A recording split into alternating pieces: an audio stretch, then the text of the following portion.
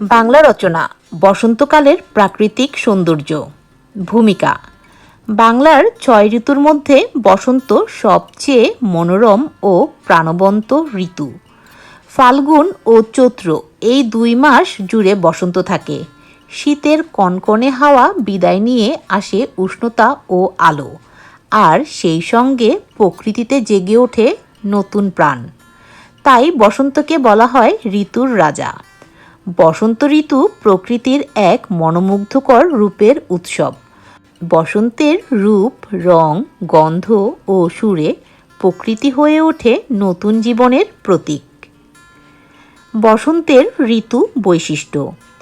বসন্ত ঋতু ফাল্গুন ও চৈত্র মাস জুড়ে থাকে। শীতের পর প্রকৃতি যেন নতুন করে প্রাণ ফিরে পায়। প্রকৃতি নতুন কুড়ি, পাতার সবুজ ছোঁয়া আর রঙিন ফুলে সেজে ওঠে। বসন্তের বাতাস নাতিশীতোষ্ণ ও মনোরম, না বেশি ঠান্ডা না খুব গরম, তাই আবহাওয়া থাকে আরামদায়ক। সকালের হালকা কুয়াশা মিলিয়ে গিয়ে নরম রোদ মেখে যায় চারপাশে। বিকেলে মৃদু বাতাস মনকে শান্ত করে। এই সময় গ্রামের মাঠঘাট, নদী তীরের গাছপালা সবুজে ভরে ওঠে। প্রকৃতিতে বসন্তের রূপ। বসন্ত এলে প্রকৃতি যেন নতুন সাজে সেজে ওঠে। গাছের শুকনো ডালপালা থেকে কচি সবুজ পাতা বের হয়। কোথাও লাল, কোথাও হলুদ, কোথাও সাদা। রঙিন ফুলে ভরে যায় চারপাশ। কোকিলের কুহুতান বসন্তের সবচেয়ে সুন্দর সঙ্গীত। বিশেষ করে সকালবেলায় কোকিলের ডাক মনকে অন্যরকম শান্তি দেয়।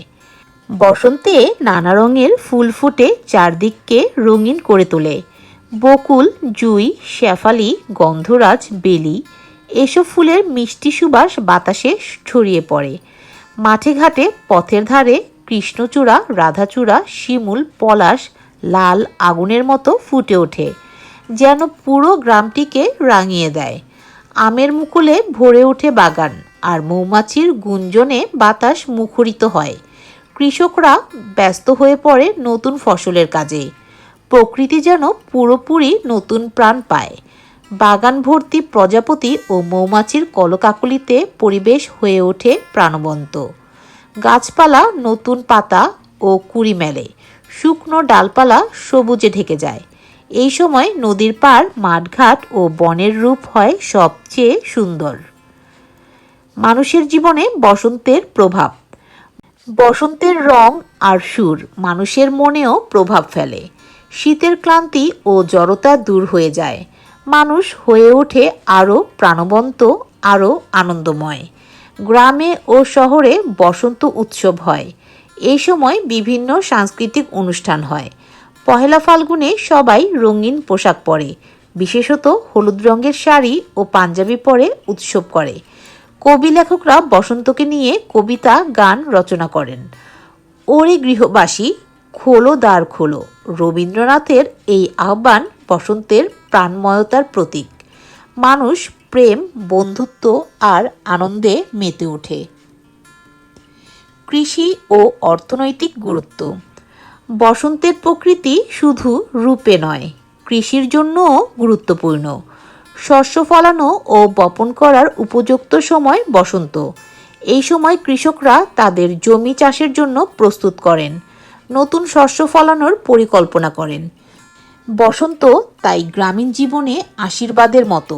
এর মাধ্যমে গ্রামের মানুষের জীবিকা ও অর্থনীতি মজবুত হয়। পরিবেশ রক্ষা ও সচেতনতা। আধুনিক সময়ে জলবায়ু পরিবর্তনের প্রভাবে ঋতুর বৈশিষ্ট্য কিছুটা পরিবর্তিত হচ্ছে। বসন্তের সময়কাল কমে যাচ্ছে, ফুল ফোটার সময় পরিবর্তিত হচ্ছে।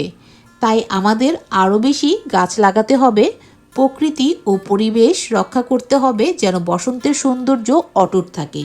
এই সময় বাতাসে ধুলোবালু বেশি থাকে এবং অনেকের অ্যালার্জি হয়। এছাড়া বসন্তের শেষ দিকে গরম পড়তে শুরু করে। তবে এসব অসুবিধার চেয়ে বসন্তের সৌন্দর্য ও আনন্দ অনেক বেশি। উপসংহার। সব মিলিয়ে বসন্ত ঋতু প্রকৃতির নবজীবনের প্রতীক।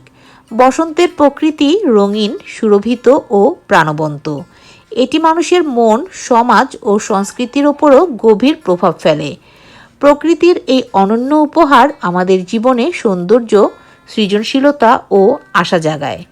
বসন্ত তাই প্রকৃতির এক অনন্য সৌন্দর্য ও জীবনের উৎসব। বসন্ত বাংলাদেশের জন্য আশীর্বাদ স্বরূপ। তাই বলা হয়, বসন্তে প্রকৃতি হাসে, মানুষও হাসে।